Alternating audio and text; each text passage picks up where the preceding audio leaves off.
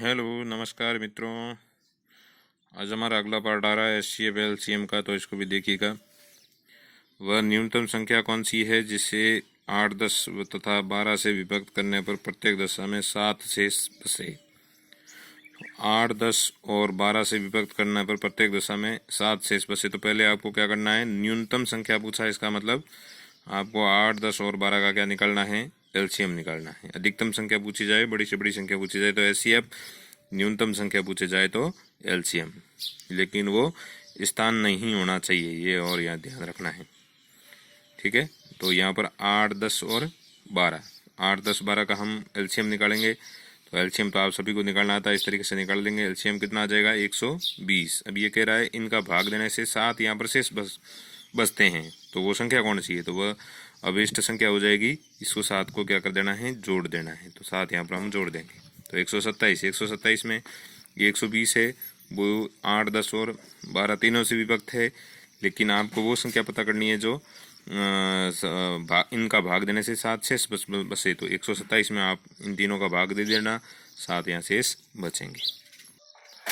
अगला प्रश्न है, वह छोटी से छोटी संख्या कौन सी है जिसमें 9 जोड़ने पर 24, 32, 36 और 54 में से प्रत्येक से क्या हो जाए, पूर्णता विभक्त हो जाए। तो वह छोटी से छोटी संख्या यहाँ पर पूछा है, इसका मतलब आपको इसका 24 का, 32 का, 36 का और 54 का क्या निकालना है, एलसीएम निकालना है। तो एलसीएम तो आपको निकालना आता ही होता है, इस तरीके से हमें निकालना है। तो एलसीएम कितना आ जाएगा इसका, 864। ठीक है, फिर ये कह रहा है संख्या जोड़ने पर वो पूर्णतः विभक्त हो जाती है। ठीक है, वहाँ तो शेष रहता है, यहाँ 9 जोड़ेंगे तो वो 864 आएगा, इसका मतलब वो पूर्णतः विभक्त संख्या होगी, 864 तब होगी। तो हमें वो संख्या कौन सी है, अभिष्ट संख्या हमें पता करना है। तो यहाँ पर 9 आपको क्या कर देना है, माइनस कर देना है। ठीक है, तो यहाँ 855 हो जाएगा। 855 में हम 9 जोड़ेंगे तो हमारे पास कितना आएगा, 864, जो इसका एलसीएम है, पूर्णतः इनसे विभक्त संख्या है। ठीक है, तो उसका और इसका दोनों का आपको ध्यान रखना है।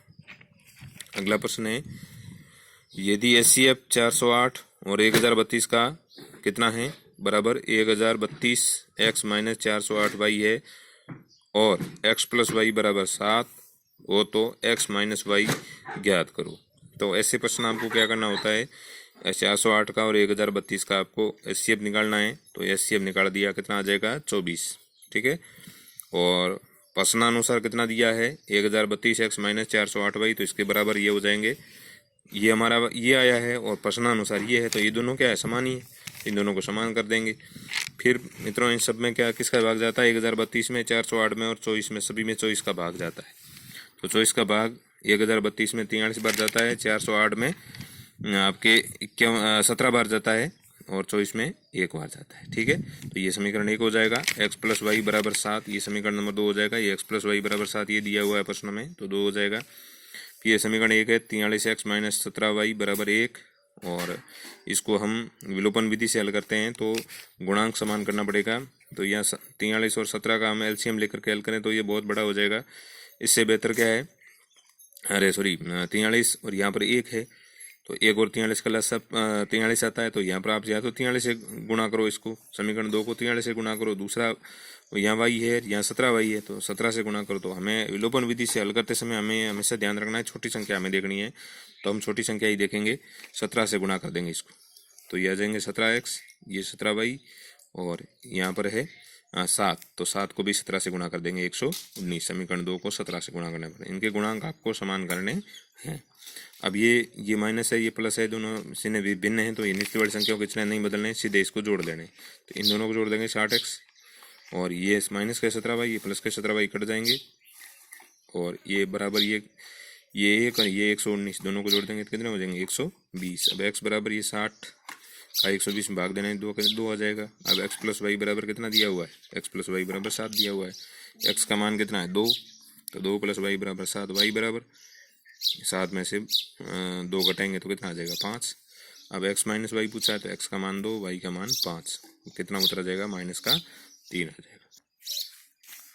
अगला प्रश्न है, 60, 105 तथा 135 छात्रों वाले 3 विषयों विज्ञान, अंग्रेजी तथा गणित की एक परीक्षा का आयोजन किया जा रहा है। प्रत्येक कमरे में बैठने की क्षमता समान है, प्रत्येक कमरे में केवल एक ही विषय के साथ रहे तो आवश्यक कमरों की न्यूनतम संख्या ज्ञात है। यहाँ स्थान की न्यूनतम संख्या पूछी गई है।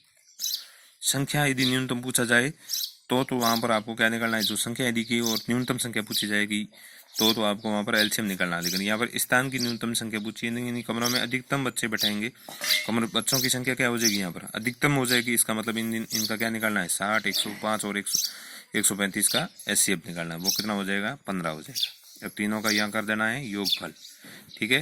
तो 300 विद्यार्थी है और एक में 15 बैठा सकते हैं, तो कुल कमरे कितने हो जाएंगे, 300 में 15 का भाग देंगे तो कितना उतरा जाएगा, 20 उतरा जाएगा, ठीक है। अगला प्रश्न है, दो संख्याएं 3:4 के अनुपात में हैं तथा इसका जो एलसीएम है वो 84 है, तो इनमें से बड़ी संख्या क्या होगी। अब यहाँ पर दो संख्याएं आपको दी हुई है, a/b बराबर 3:4। मान लेते हैं वो पहली संख्या 3x और दूसरी संख्या 4x, ठीक है।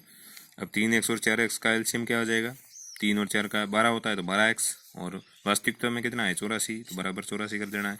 x बराबर यहाँ 12 का भाग दे देंगे, 84 में कितनी बार जाएगा, 7 बार। अब बड़ी संख्या बराबर 4x और x का मान कितना 7, तो 4 × 7 कर देंगे तो कितना आ जाएगा 28, यहाँ पर उत्तर आ जाएगा।